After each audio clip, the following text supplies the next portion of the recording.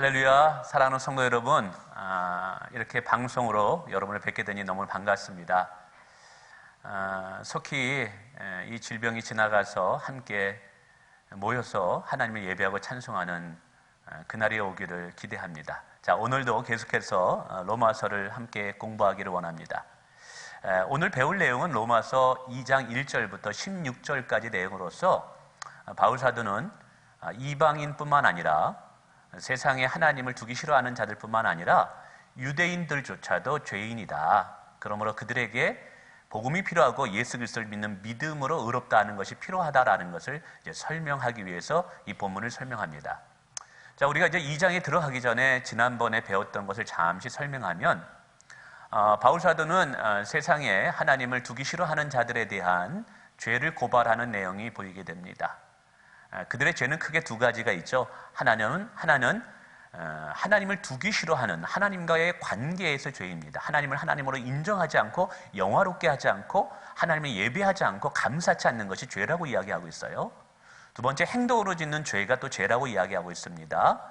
그런데 문제는 이러한 모든 죄는 하나님과의 관계가 무너짐으로 이 죄가 더욱더 파급 효과를 일어나게 된다는 것이죠. 하나님과의 관계가 무너짐으로 인해서 우상을 숭배하게 되고 우상을 숭배함으로 성적인 타락으로 들어가게 되고 그 성적인 타락이 무너지게 될 때 전방위적으로 윤리와 도덕이 무너짐으로 가정이 무너지고 그리고 마침내는 하나님을 대적하며 스스로 하나님 되기를 원하는 자들이 일어나게 된다라는 것을 통해서 바울 사도는 세상에 하나님을 믿지 않는 자들을 향해서 죄를 고발하는 내용입니다. 자, 이렇게 됐다면 이 내용이 왜 중요하냐면 바울 사도의 의도를 여러분 기억하셔야 돼요. 세상에 하나님을 알지 못하는 자들에게 죄가 있다라는 것은 그들에게 복음이 필요하다라는 것을 설명하기 위함이거든요. 예수 그리스도가 필요하다는 것을 설명하기 위해서 세상 사람들의 죄를 고발하는 것입니다. 자, 그럼 유대인들은 어떨까요? 근데 유대인들은 만약에 본인 스스로가 죄인이 아니라고 생각된다면 그들에게는 예수 그리스도가 필요치 않는 것이 되게 됩니다. 그러므로 바울의 논리에 따르면 이 복음은 모든 자들에게 구원을 주시는 하나님의 능력이기 되기 때문에 유대인들에게도 예수 그리스도가 필요하다라는 것을 설명해 줘야 됩니다. 자, 그러면 유대인들에게 예수 그리스도 복음이 필요하다는 걸 설명하기 위해서는 반드시 먼저 전제돼야 될 것이 있습니다. 바로 그들도 죄인이다라는 것을 바울이 설명해 줘야만 된다는 것이죠. 그래서 이제 로마서 2장에서는 유대인들의 죄에 대해서 바울은 고발하고 있다는 사실이죠. 자, 한번 1절부터 한번 볼까요? 자, 그러므로 남을 판단하는 사람아. 이 본문에서 남을 판단하는 사람이 누구일까요? 우리가 이제 로마서 2장을 쭉 읽다 보면 여러분 읽으셨죠? 여러분 꼭 읽으시길 부탁드립니다. 그래서 2장을 문맥을 보면 남을 판단하는 사람은 유대인임을 알게 됩니다. 그런데 왜 유대인을 남을 판단하는 사람으로 바울이 소개할까요? 본질적인 이유는 유대인들 스스로는 본인들이 이방인의 선생이라고 생각을 했습니다. 본인들은 율법을 가지고 있기 때문에 율법을 알지 못하는 이방인들을 가르쳐야 할 의무가 가지고 있는 자이기 때문에 본인들은 이방인의 스승이라고 얘기했던 것이죠. 그래서 율법을 가지고 이방인들의 죄를 지적합니다. 율법을 통해서 이방인들의 죄를 판단해 줍니다. 그래서 남을 판단하는 사람으로 이제 소개하고 있다는 사실이죠.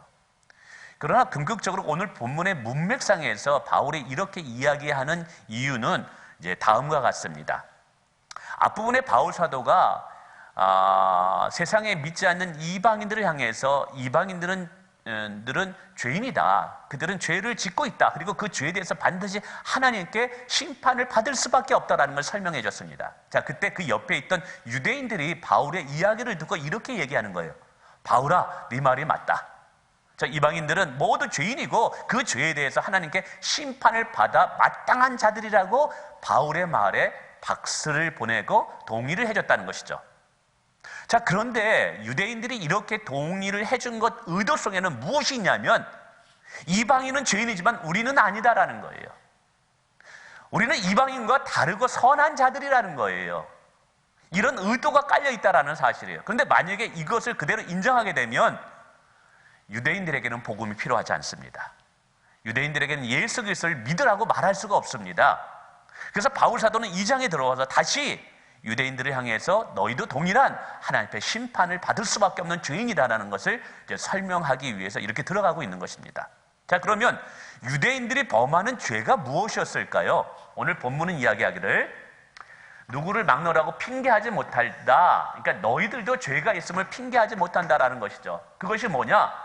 남을 판단하는 것으로 율법을 가지고 남을 비판합니다. 지적합니다. 이것은 죄야. 그리고 판단합니다. 근데 막상 보니까 그 판단하는 것으로 내가 너를 정죄함이라고 말합니다.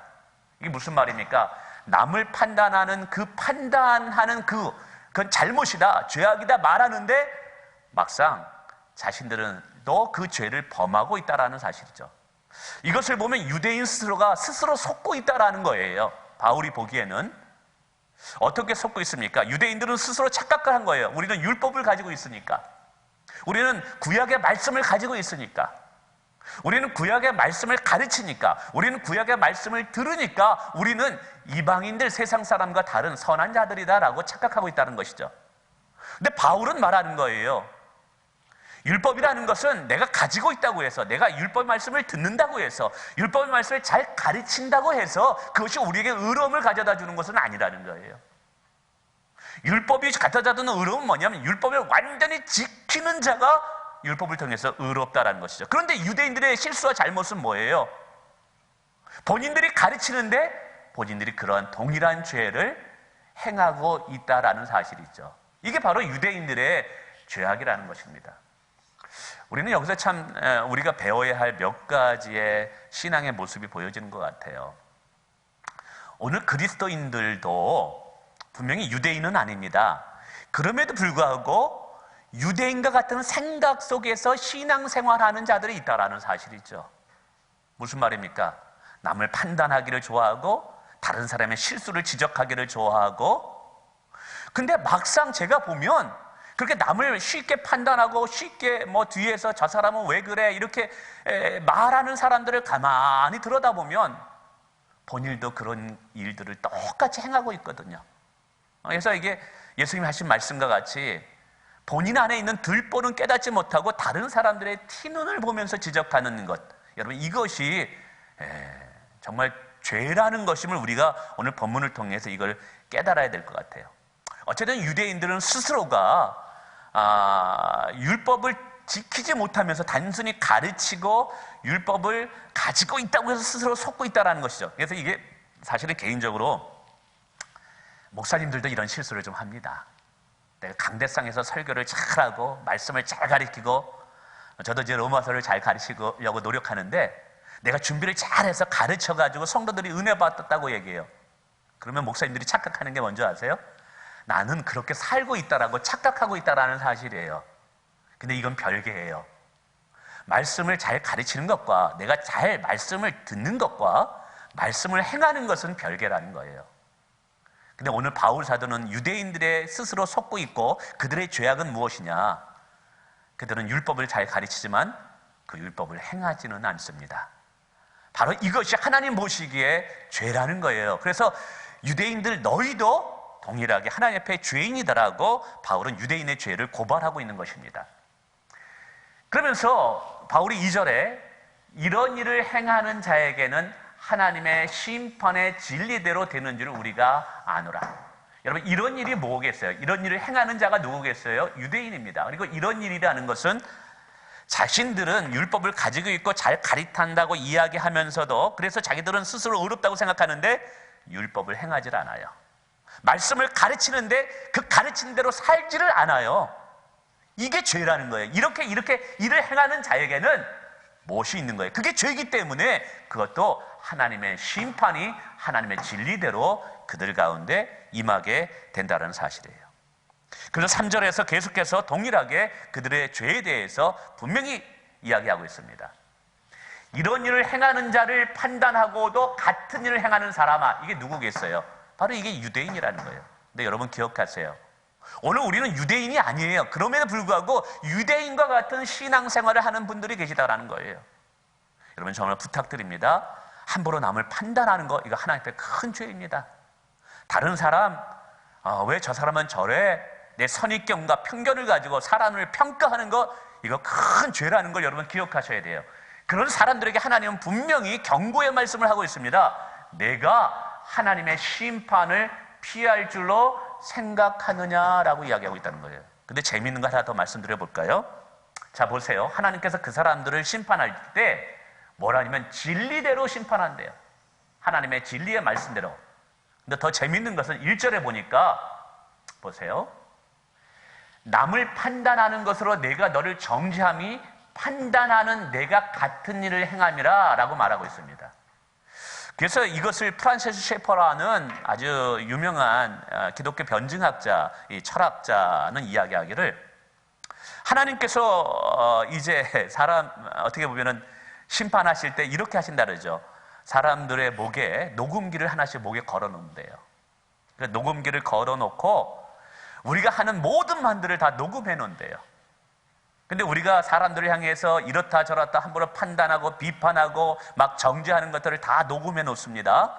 그리고 우리가 심판의 날에 하나님 앞에 딱 섰을 때 하나님께서 그 녹음기를 틀어준대요. 그러면서 그렇게 말한다는 거예요. 자, 봐라.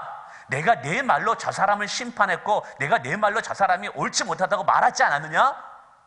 근데 그 말한 것을 봐라. 내가 그렇게 하지 않았느냐? 내가 말한 그 심판대로 따르면 내가 하는 그 행위가 반드시 벌을 받아 마땅한 것이 아니냐라고 이야기한다는 것이죠. 그러니까 우리가 말한 그것이 바로 우리를 심판하는 기준이 되게 된다는 사실이에요. 그러므로 여러분, 우리가 다른 사람을 함부로 판단하는 거 있잖아요. 다른 사람으로도 함부로 막 비방하고 뒤에서 수근거리는 것 있잖아요. 이거는 내가 하나님의 심판의 날에 내게 진노를 쌓고 있다는 것을 아셔야 돼요. 자, 계속해서 이제 이렇게 말하자 이제 4절에서 이런 이야기가 납니다.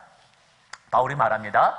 혹 내가 하나님의 인자하심이 너를 인도하여 회개하게 하심을 알지 못하여 그의 인자하심과 용납하심과 길이 참으심의 풍성함을 멸시하느냐?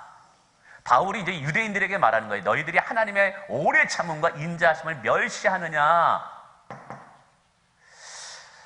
벼랑한 주제가 좀 바뀐 것 같죠?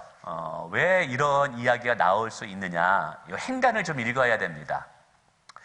자, 1절부터 3절까지 바울은 유대인들의 죄에 대해서 이렇게 고발을 합니다. 너희도 동일하게 잘 가르치고 말로는 그렇게 말하지만 행함이 없는 너희도 동일한 죄인이다. 그러자 유대인들이 반론을 바울에게 이렇게 한 거예요. 자, 봐라. 하나님께서 우리를 얼마나 선대해 주셨느냐? 하나님께서 우리에게 얼마나 자비와 긍휼을 베풀어 주셨냐? 구약 성경에 보면 하나님께서는 이스라엘 백성들에게 엄청난 은혜를 베풀어 주시고 엄청난 자비와 오래 참으심, 하나님의 사랑을 수없이 이스라엘 백성들에게 베풀어 주십니다. 근데 이것은 맞아요.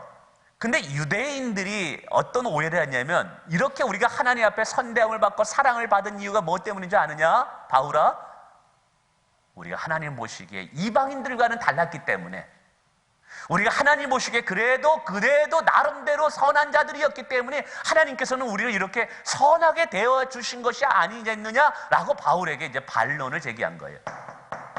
바울이 유대인들이 향해서 죄인이라고 얘기하자 이렇게 다시 반론을 제기한 겁니다. 자, 이런 반론에 대해서 바울은 또 다른 반론을 제기합니다. 너희들 착각하지 마라. 하나님께서 너희들에게 사랑을 베풀어 주시고 오래 참아주신 이유는 너희들이 하나님 앞에 합당한 자고 하나님 앞에 선한 자였기 때문이 아니라, 이야기합니다. 하나님께서 너희에게 오래 참으심으로 회개케 하기 위해서 기다려주신 것이지 너희의 잘한 것과 너희의 선한 것 때문에 하나님께서 오래 참으신 것이 아니다. 만약에 너희가 잘났기 때문에 하나님이 우리를 사랑해 주셨고 우리에게 선대해 주셨기 때문에 이렇게 하나님은 우리에게 선하셨고 인자하셨고 우리를 용납하셨다라고 생각한다면 바로 그것이야말로 하나님의 오래 참으심을 멸시하는 일이다. 하나님의 오래 참으심을 하찮게 여기는 것이다 라고 오늘 바울 사도는 유대인들의 반론에 대해서 재반론을 하는 것을 보이게 됩니다. 참 이런 모습을 통해서 오늘 우리가 또 참 영적인 중요한 교훈을 깨닫게 됩니다. 어제 지난번 시간에도 말씀했지만 우리가 죄를 지어요. 죄를 지은데도 아무런 일이 일어나지 않아요. 하나님이 없나? 아니면 뭐 괜찮네. 어쩌면 그것이 죄인을 심판하는 하나님의 방법이기도 하지만요, 또 다른 측면에서 이야기합니다. 죄를 지어도 아무런 일이 일어나지 않는구나라고 생각하는 분들이 있을 수 있어요. 그러나 오늘 본문을 보세요. 그것은 하나님이 오래 참아주시면서 그 죄를 회개케 하기 위해서 기다려주시기 위해서 지금 오래 참으시다는 사실을 우리는 바울의 말씀을 통해서 알 수가 있습니다. 죄를 짓는데도 계속해서 참으시는 거예요. 계속 참으시는 거예요. 회개할 때까지 참으시는 거예요. 여러분, 하나님의 오래 참으시 끝까지 가느냐? 바울은 그렇지 않아요. 어느 순간인가 하나님의 오래 참으심도 끝날 시간이 있다고 이야기하고 있어요. 자, 보세요. 다만 내 고집과 회개하지 않은 마음을 따라 진노의 날 곧 하나님의 의로우신 심판이 나타나는 그날에 임하시는 진노를 내가 쌓느니라. 지금 유대인들이 생각하기에는 하나님께서 우리를 사랑하시고 선대하시는 이유는 우리가 하나님 보시기에 합당한 자였고 하나님 보시기에 선한 자였기 때문에 하나님이 우리를 그렇게 대하신 것이다 라고 이야기합니다. 근데 바울은 아니라는 거예요. 하나님께서 너희들이 회개케 하기 위한 시간을 주기 위해서 오래 참으셨기 때문에 기다렸던 거예요. 그러면서 너희들의 진짜 모습은 어땠는 줄 아느냐? 봐라, 너희들은 고집센 자들이었다. 너희들은 회개하지 아니하는 자들이었다라고 이야기하고 있다는 사실이에요. 구약 성경에 보면 하나님께서 이스라엘 백성들을 기다려주시기 위해서 오래 참고 오래 참아요. 그러나 그들의 모습은 어떻습니까? 하나님 보내신 선지자들을 다 죽입니다. 에레미야, 이사야, 다 그들에 의해서 죽임을 당하는 선지자들입니다. 그런데 이렇게 하나님의 오래 참으심, 여러분 이것이 끝까지 갈까요? 아니에요. 어느 순간인가 하나님의 진노가 마지막에 나타날 그날이 있다라는 사실이에요. 지금 너희는 하나님의 진노를 쌓고 있다라는 거예요. 그러므로 그 진노의 날이 도달하기 전에 빨리 회개하고 예수 그리스도를 믿으라라고 오늘 바울 사도는 권면하고 있다는 사실이에요. 수년 전인가요? 겨울에 부산의 한 외대 학생들이 MT를 떠났습니다. MT를 떠났는데 안타깝게도 이게 지붕에 눈이 너무 많이 쌓여서 그 지붕이 무너져가지고 그 안에 있던 많은 대학생들이 죽임을 당했죠. 이런 거라는 것이죠. 좀 비유적으로 좀 합당한 비유일지 몰라도 좀 안타깝잖아요. 여러분, 하늘에서 떨어내리는 눈을 보세요. 그 눈의 무게가 얼마나 여러분 가볍잖아요. 그 눈이 쌓인다고 해서 무슨 얼마나 큰 영향력을 끼치겠어요. 근데 여러분, 그것이 하나 쌓이고 둘 쌓이고 셋 쌓이고 쌓이다 보면 여러분 지탱하지 못하고 무너질 날이 있다는 것이죠. 아마 그날도 눈이 온 것으로 알고 있어요. 근데 마지막 때까지는 그 건물이 지탱하고 있었던 것이죠. 근데 마지막에 그 내린 눈 별거 아니었을 거예요. 근데 그것이 마지막에 그 지붕에 얹자 그 지붕 무너지고 그 밑에 있는 사람들은 안타깝게도 많은 학생들이 이제 죽게 되는 일이 벌어지게 된 것이죠. 바로 죄라는 것이 이런 거라는 거예요. 오늘 이 바울은 이걸 설명하는 거예요. 오늘 죄를 지어도 괜찮네. 오늘 죄를 지어도 뭐 별일 안 생겼네. 여러분, 이거는요 두 가지라는 거예요. 하나님께서 회개할 기회를 주시기 위해서 지금 기다리시는 것이고, 또 하나는 뭐냐면 지금 이 회개하지 않을 때 죄의 진노가 계속 쌓이고 쌓인다라는 거예요. 그리고 마침내 어느 날이 오게 되면 그것이 와르르 다 무너져서 여러분의 삶을 수치와 부끄러움으로 만들 수 있다는 사실이에요. 그러면 지혜로운 자가 무엇입니까? 오늘 바울은 말하는 거예요. 여러분, 하나님의 심판의 진노가 임하기 전에 지금 쌓이고 있는데 여러분 죄를 회개하고 하나님께 돌아오는 것, 여러분 이것이 지혜임을 오늘 바울 사도는 이야기하는데, 안타깝게도 유대인들은 바울의 권면을 듣지 않고 마침내 하나님의 심판의 진노가 임하게 됩니다. 그래서 역사적으로 보면은 예수님이 이제 돌아가시고 70년 후에 로마로부터 엄청난 핍박을 받으면서 수많은 유대인들이 다 죽임을 당하는 엄청난 진노의 심판을 받게 되게 되죠. 안타까운 일입니다. 여러분, 오늘도 우리가 죄를 지어도 괜찮다고 생각하지 마시고요. 죄는 반드시 진노의 심판을 쌓고 있다는 걸 아시고, 여러분 정말 하나님께 돌아와 회개하고 은혜의 시간을 누리시길 주님의 이름으로 축원을 드립니다.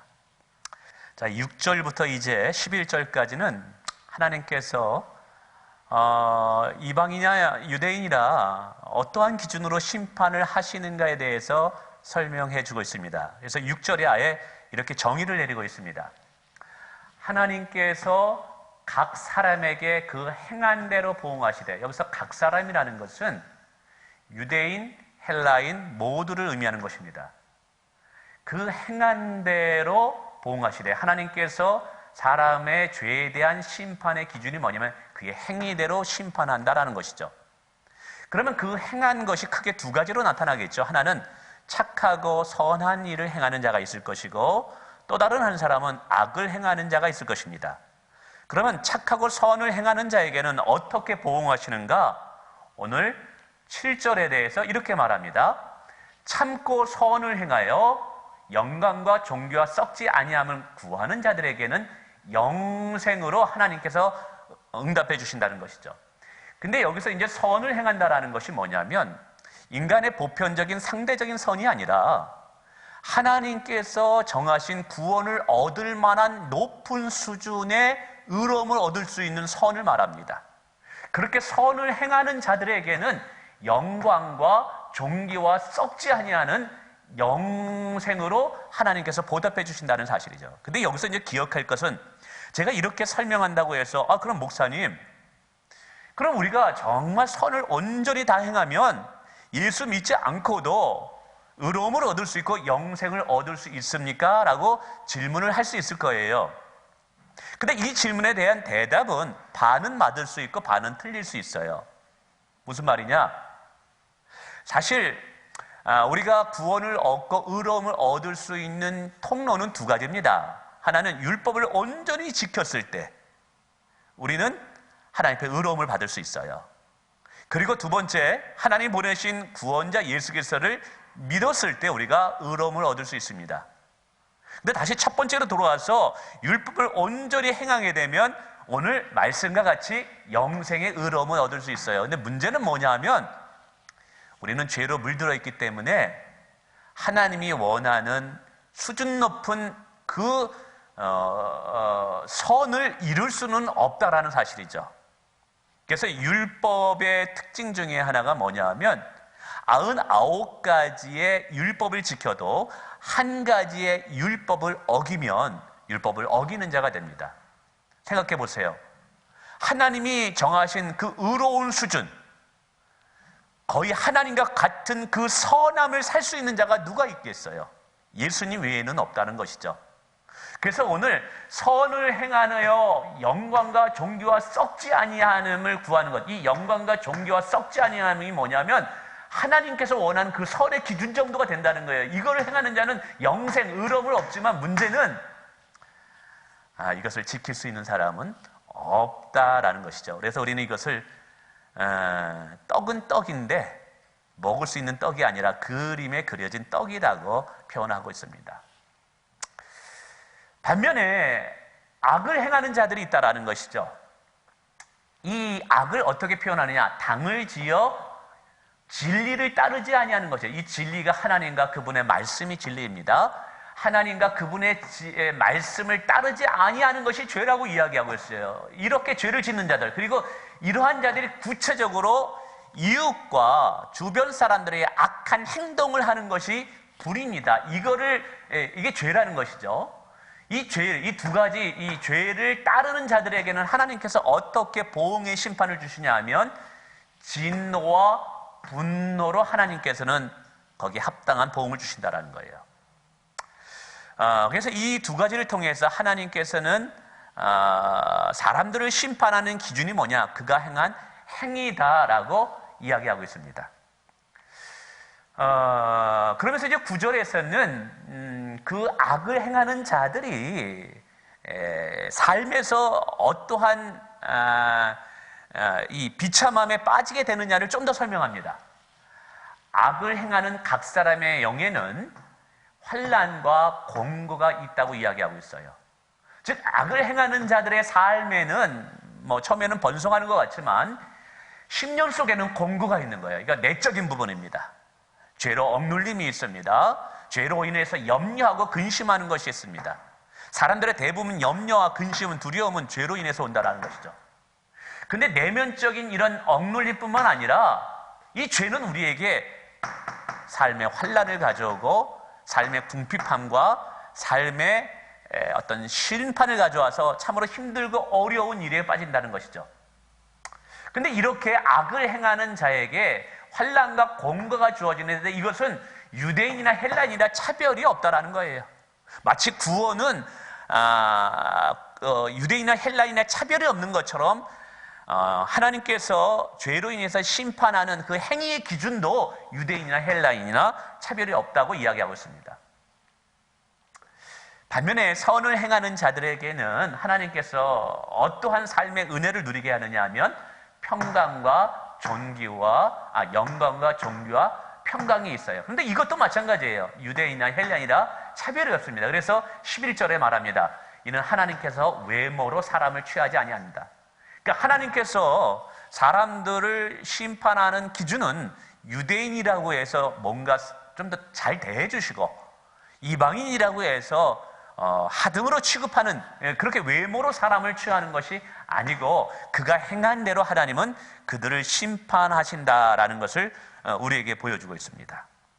자, 그러면서 이제 12절부터 사실 15절까지는 이런 주제로 들어갑니다. 자, 하나님께서 그 죄에 대해서 심판하실 때 유대인이나 헬라인이나 이방인이나 하나님 앞에서 자기가 자신이 죄인인 것을 인정을 해야지만 또 되지 않겠습니까?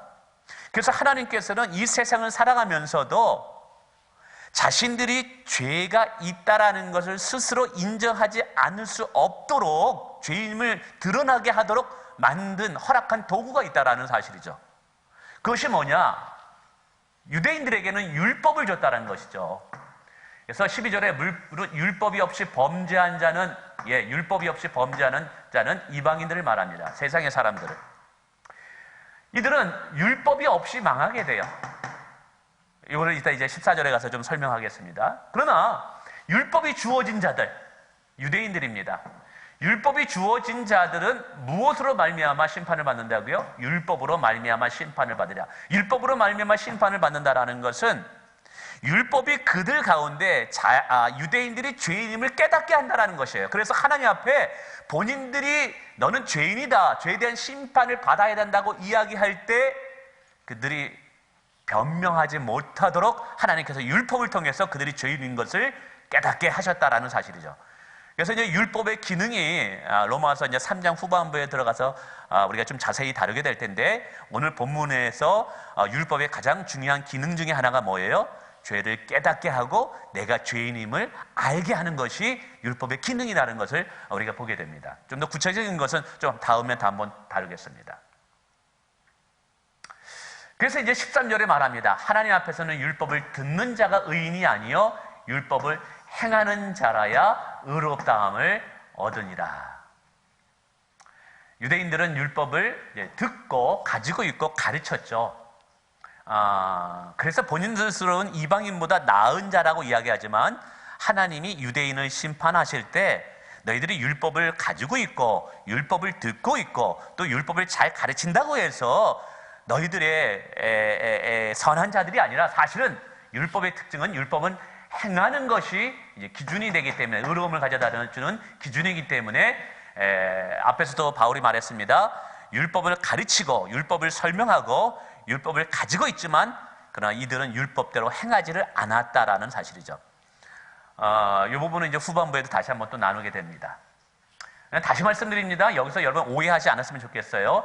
율법을 행하는 자라 의롭다함을 얻느니라, 이 구절이 율법을 통해서 의롭다함을 얻을 수 있다라는 말을 설명한 것이 아니에요. 이 말은 유대인들이 율법을 통해서 죄인임을 깨달음으로 율법을 통해서 스스로 하나님 앞에 심판을 받을 수밖에 없는 자임을 알게 하기 위해서 이 말씀이 주어졌다라는 사실입니다. 자, 그러면 하나님을 알지 못하는 사람들은 무엇을 통해서 자신들이 죄인임을 이렇게 정죄를 받고 깨닫게 될까요? 14절, 15절에 말합니다. 율법이 없는 이방인, 예전에 우리들이죠. 세상의 사람들은 본성으로 율법의 일을 행할 때는 이 사람은 율법이 없이도 자기가 자기에게 율법이 된대요. 이 자기가 자기에게 율법이 되는 것. 이 율법의 특징이 뭐예요? 율법은 정죄의 기능이 있어요. 죄인임을 알게 하셨어요. 내가 죄인임을 깨닫게 해요. 그래서 율법을 통해서 나는 하나님 앞에 심판을 받을 수밖에 없는 자라는 것을 인정하게 만드는 것이 율법의 기능이에요. 그런데 유대인들은 율법을 통해서 주어졌지만 율법이 없는 세상 사람들은 자기가 이 자기가 뭐냐면 15절에 이것을 이렇게 표현해요. 양심이라고 표현합니다. 이런 자들은 누구예요? 세상의 이방인들을 말해요. 그 양심으로 증거가 된대요. 그 양심을 통해서 자기 자신이 죄인인 것을 알게 하고 깨닫게 한대요. 하나님 앞에 심판받을 때 그 양심이 하나님 앞에 나는 죄로 인해서 하나님의 심판과 진노를 받기에 합당한 자라고 인정하게끔 할 수밖에 없다라는 거예요. 양심이. 그 생각들이 서로 혹은 고발하며 혹은 변명하며 뭐예요? 양심이 그 생각들이 악한 것과 그런 것들을 고발하고 죄라는 것을 우리에게 고백한다는 것이죠. 그 마음에 새긴 율법의 행위를 나타내느니라. 율법의 행위가 죄를 깨닫게 하는 것이 율법의 행위거든요. 무엇을 통해서? 양심을 통해서 그렇게 깨닫게 해요. 그래서 오늘 바울 사도는요, 이방인이나 유대인이나 하나님 앞에 스스로도 나는 의롭다라고 감히 어느 누구도 말할 수 없다라는 것을 이제 설명하고 있습니다. 바울이 이런 것을 설명하는 이유가 무엇일까요? 바로 유대인이나 헬라인이나 하나님 앞에 구원을 받는 방편은 예수 그리스도를 믿는 믿음밖에 없다라는 것을 이제 설명하기 위함인 것이죠. 자, 그러면서 이제 16절에 결론적으로 이렇게 얘기합니다. 곧 나의 복음에 이른 바와 같이 하나님의 예수 그리스도로 말미암아 사람들의 은밀한 것을 심판하시는 그날이라. 이 복음에는요, 사실은 예수 그리스도로 말미암아 사람들의 은밀한 것을 심판하는 기능도 있어요. 그래서 저는 이것을 이렇게 이제 한번 두 가지로 좀 이 구절을 한번 설명해 보고 싶습니다. 우선 하나님은 반드시 사람들의 은밀한 죄를 심판하는 그날이 반드시 오고야 말다라는 것을 좀 깨달았으면 좋겠습니다. 그래서 사람들은 그렇게 생각하죠. 살다 보면 내가 지은 죄에 대해서 잊어버려요. 그래서 나는 죄가 없다라고 생각하는 것이죠. 여러분, 죄를 내가 잊어버렸다고 해서 죄가 사라지는 것은 아니라는 거예요.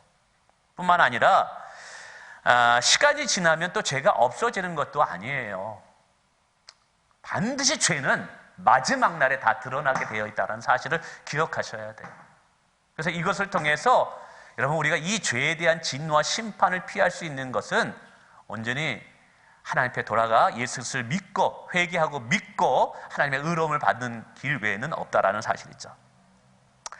또 복음에는 이 은밀한 것을 드러나게 하는 정죄의 기능도 반드시 있다라는 것을 우리가 기억했으면 좋겠어요. 이 복음은 뭐 좋은 것이고 우리에게 구원을 가져다 주고 그렇기 때문에 선한 것이라고 생각하지만, 여러분, 복음이 복음되기 위해서는 반드시 죄의 문제가 언급되어져야만 된다는 것을 오늘 바울은 설명하고 있는 거예요. 만약에 죄의 문제를 가볍게 다루는 이 복음이라면 그것은 참된 복음이 아니라는 거예요. 오늘 본문 속에서 이 복음에는요, 은밀한 것을 심판하고 우리의 죄를 드러나게 하는 기능이 반드시 있다라는 사실이에요. 그래서 죄에 대한 심각한 애통함, 내 스스로는 이 죄가 너무 심해서 나 스스로는 구원받을 수 없는 이 죄에 대한 진지한 고민들, 이런 죄에 대한 진정한 회개 없이는 복음이 복음되지 않는다라는 것을 오늘 바울 사도는 이야기하고 있다는 사실이죠. 아마 지난주에도 제가 말씀드린 것 같아요. 사람들은 예수 그리스도를 믿음을 통해서 구원을 받는다, 믿음을 통해서 구원받는다는 것을 너무 가볍게 쉽게 얘기하고 있다는 것이죠. 진정한 회개가 없이 예수 그리스도를 믿음으로 구원을 얻는다. 그런데 여러분, 참된 회심은요, 오늘 반드시 오늘 바울이 말하고 있습니다. 참된 복음의 회심, 복음이 가져와주는 정말 참된 구원을 주는, 의로움을 주는 참된 회심은요, 반드시 은밀히 드러나는 죄에 대한 심판을 애통해 하고 회개하는 것을 거쳐야지만 참된 복음이 될 수 있다는 것을 오늘 바울 사도가 이야기해주고 있습니다. 오늘 말씀을 좀 맺으면 이제 바울 사도는 로마서 1장 후반부에 세상의 이방인들을 향해서 그들의 죄를 고발함으로 그들이 죄인임을 선언해 주었습니다. 그리고 오늘 이제 바울 사도는 2장 이제 전반부에서 이방인뿐만 아니라 유대인들도 동일하게 하나님의 심판을 받을 수밖에 없는 죄인인 것을 설명해 주고 있습니다. 이렇게 설명하는 이유는 바로 유대인이나 이방인이나 모두 예수 그리스도의 복음이 필요한 것을 설명하기 위해서 오늘 이렇게 이제 바울이 장황하게 설명하고 있다는 사실인 것이죠. 오늘 이러한 말씀을 통해서 여러분 다시 한번 우리가 우리의 삶을 되돌아보면서 우리의 죄를 해결해 주신 예수 그리스도께 진심으로 감사하면서 찬양하면서 우리가 신앙생활 하기를 주님의 이름으로 축원을 드립니다. 감사합니다.